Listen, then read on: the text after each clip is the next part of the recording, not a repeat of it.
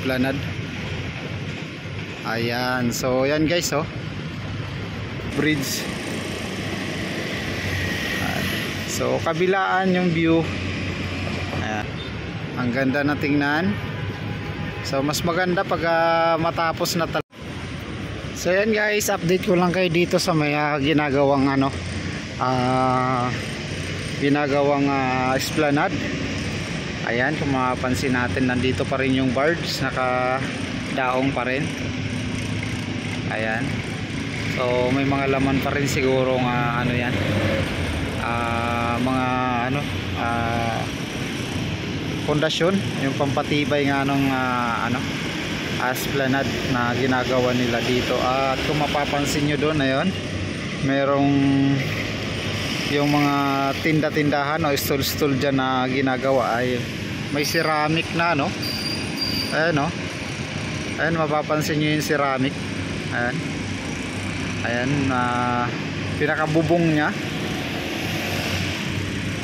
So kaabang-abang yan guys, no, kasi yung mga mamamasyal hindi na magugutom dyan.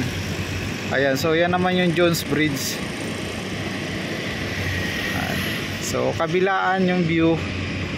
Ayan, pag nandito kayo sa Binondo side. Ayan, so ito naman yung Binondo Intramuros Bridge.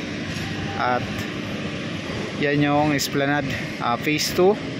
So nandito tayo sa Binondo side. Ayan, yung mga historic building nandito. Ito mga hindi pa naayos at hindi pa nagagalaw. So mayroong isang building dyan. Ayan, ginagawa na siya, nire-restore na. At syempre itong sidewalk, ayan, at maayos na. So kulang na lang to sa rehabilitation. So ano to guys, no, national government, kaya sana mapansin ng national to at mapagawa na. Ayan, kasi kulang na sa ayos siguro, no. Ayan, mapansin din sana. So yun guys, ito lang muna yung update natin dito. At maraming salamat sa inyong pagsama na naman sa ating update. So short update lang tayo. Ayan, so short update lang tayo. So tuloy-tuloy yung paggagawa ng Esplanade phase 2.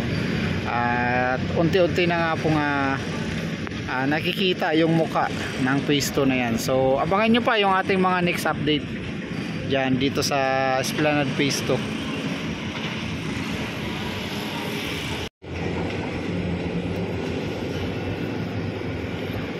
So yan, kinuna natin dito ng mas maganda para makita natin ng maayos yung pinaka phase 2, yung ginagawang Esplanade. Ayan, so yan guys, oh, ang ganda na tingnan.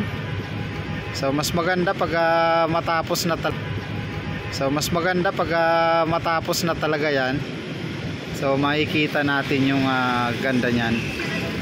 Ayan, kasi may pinaka balcony pa sa taas niyan, eh.